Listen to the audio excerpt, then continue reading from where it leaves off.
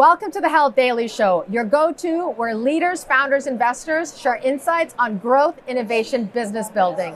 I'm Chitra Nabat. Joining us today is Dr. Vidya Raman-Tangella, Chief Medical Officer, Teladoc Health. Vidya, welcome. Thank you for joining us. Thank you for having me. It's my pleasure entirely. Vidya, about 4 months ago, I had a fantastic interview with your CEO, Jason Gorevic. It was a tough macroeconomic environment then, more so now. Inflation, job cuts, bank failures, your stock's down roughly 65%. At that time, your CEO said, you're pushing to growth by focusing on taking care of the whole person, delivering care on consumer terms, driving down cost of care, and improving health outcomes. Where can the patient and consumer see progress in these 4 areas?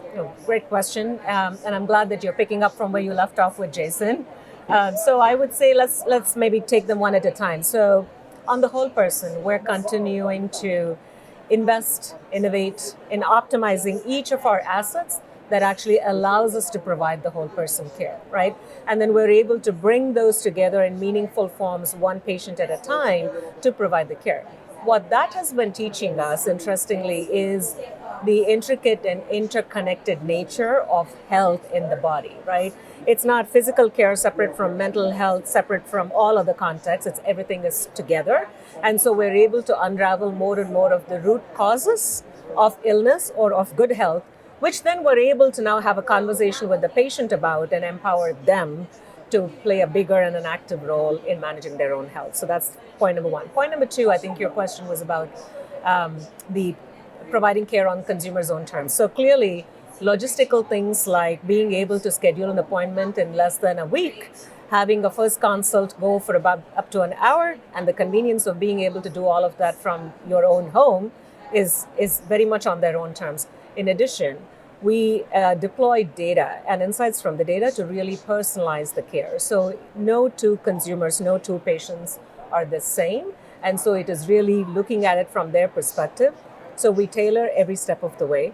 And we take into consideration patient preferences and patient-reported outcomes. This is not something that we see commonly across the healthcare system. What we have learned through doing whole person care, especially when people are dealing with multiple chronic conditions, is they want to start somewhere.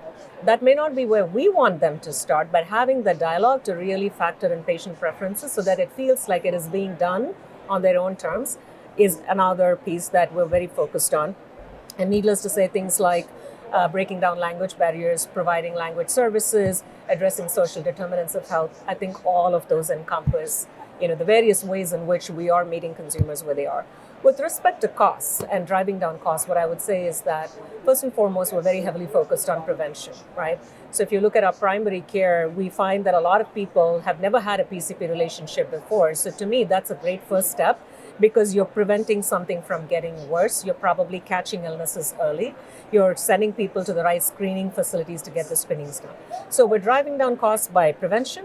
We're driving down costs by early diagnosis and ongoing management of chronic conditions by connecting people to the right resources. So all of these eventually produce the outcomes. Now, by the way, all these are, I love the question because the 4 are so intimately connected. So from an outcome standpoint, what we're seeing with whole person care is that when we're able to work with individuals and deal with their mental health alongside the weight and alongside blood glucose and hypertension, we actually see synergistic and multiplying movement of the outcomes. So if we can help somebody address their anxiety, we actually see far greater improvements in A1C levels, an additional almost a 0.5 percentage point improvement in A1C, further drop, about a 1% drop in weight, and a 6 to 10 millimeter improvement of mercury improvement in the blood pressure. So bottom line is that when you address the person as a whole, and you don't look at it as disease by disease by disease, but there are some fundamental things that you can really help the person with, we are starting to see those sort of outcomes. So given this interconnectedness, integration, multidimensional, complicated to execute, how does this show up in the numbers, whether it's number of patients, outcomes, the pull-through, ultimately to revenue? Yes. So the outcomes, like I said, the whole person care outcomes are very, very it's very rewarding to see them. Let's put it that way, right? Because we're on the other side providing the care, and so we do see that the multiplying effect of clinical outcomes. Clearly, they translate into financial outcomes, so it translates into both near-term and long-term cost savings. And in terms of the enrollment and such, what we are seeing is the enrollment in our primary care program has quadrupled in just the last year. And unfortunately, we're finding a lot of first-time diagnosis of hypertension and diabetes. Now, that's not great news for anybody, but you know what? We're finding it at the right time, and we're able to put those patients towards the right care. So I do think that all of that translates into long-term value. How does all of this come together in your clinical strategy? And also, too, from the perspective of telehealth, right? Because Teladoc is the largest provider of telehealth. Telehealth is a very saturated market. There are many point solutions, and the market shift and trend is going towards multi-product virtual solutions, which is what you all are doing. So talk about your clinical strategy. Yeah, no, thank you for that. You're 100% right. I mean, I think we're seeing greater ask and greater receptivity from our employer, customers, health plan partners for those multifaceted solutions. So our clinical strategy is very simple. We put the patient front and center. It's very patient-centric. It allows us to then define outcomes at the patient level, right? First and foremost. So if a patient has 3-4 things that they need help with, outcomes for that patient are very different from the outcomes for the next patient. So patient-centric, very outcomes-focused, and very, very data-driven. As you know, we have a huge infrastructure in data science, and applying that alongside behavior science, right? And really bringing people along in the journey so that we can get towards that true holistic care that's not only we don't think of it as one and done, it has to be longitudinal. So we're building a relationship with this patient and starting with that point and going more longitudinally.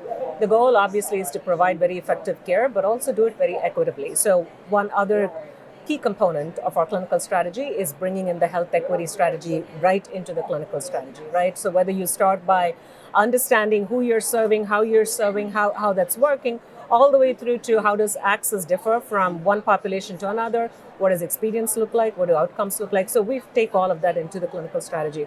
And the last thing I'd say about the clinical strategy is that I don't know of very many companies out there, especially in the virtual health space, that focus as much on patient quality of care, patient safety. And we have the first AHRQ certified patient safety organization. So we do all of this, like I said, front and center is the patient-centric outcomes. This integrated care, whole person care, is difficult to execute in the physical setting or analog traditional modes of care, much less in telehealth. So how is this effectively delivered? And you track the outcomes. And both from the patient perspective, if I'm a patient of Teladoc, and then also too from Teladoc's perspective. The two should ideally be the same because we want to learn what we're doing right and what we're not doing right. What I would offer is that providing that multifaceted care is somewhat easy in the virtual world, right? Because we're not dependent on the patient moving from one facility to another to receive different types of care. So the way we integrate is essentially, like I said, we take in the data to understand who this person is and at the outset what we think they might need. But it's that first conversation or multiple conversations with them that really unravels where they want to focus on.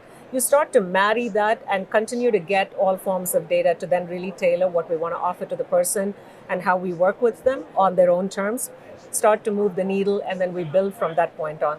There's if there's a perception out there that, hey, just because somebody needs help with 3 different chronic conditions, we're going to throw all 3 of them at the same time, I would take that away because people are seldom prepared to address more than one thing or maybe 1/10 of a thing at one time.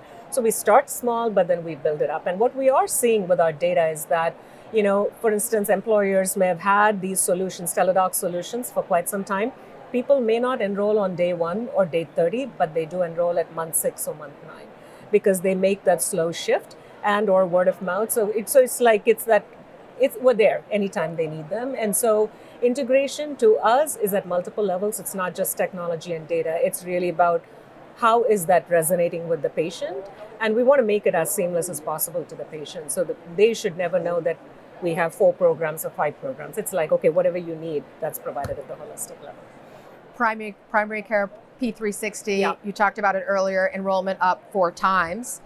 Teladoc expects to triple revenue from P360 this coming year off a small base. What's the secret sauce? Oh, secret sauce, right? To me, I think it is the patient-physician relationship that we're very heavily focused on. And I say that because the doctor is generally able to spend a lot of time with the patients. So I use our primary care. I have my peers using, many of us use our primary care program. I would say starting with that, and then a solid care team that's multifaceted, multi-skilled, that envelopes this patient to provide all of the care they need, right? Whether it's a coach, a social worker. So we provide a care team that partners up with the doctor and therefore with the patient to provide the care. We put together a very thoughtful care plan right after the first visit to know, okay, what does this patient need and how do we iterate on it? There's care coordination from beginning to end. We provide services at home, labs, prescription services, and when the person needs a referral, we make that happen too. So it's not virtual primary care is not virtual only, it is whatever the person needs, and our job is to make sure that we connect them to all the care that they need. So I would say those are all the secret sauces. How will you accelerate adoption and then retention? Yeah, so like I said, the numbers are great. So we have quadrupled the enrollment, and I think the more across the healthcare system, I personally believe that we in the healthcare system have a responsibility to educate people on what primary care is and isn't. I can tell you the number of people I meet very regularly who don't associate primary care with preventive care, right? But then there are people that do make that association. So I think the more we can do to help people understand that the primary care physician is your first stop to prevention, it's your first point to catch things early and then put you on the right course, the better off we'll all be. Combined with simplifying logistics, like I said, right? So not have to wait forever to get the first appointment. So we do it within 5 to 7 days. The first consult, like I said, lasts 15 minutes, and it's a very in-depth conversation. So I think all of these are making people's, and I've seen a big change, and I think we're seeing it industry-wide, where consumers are taking to virtual care significantly even after the pandemic. So I think all of these go a long way in helping us kind of bring those numbers up. But I wouldn't rule out like the education component. I think there's value there. Vidya, thank you so much for joining us. My pleasure. Thank you for having me.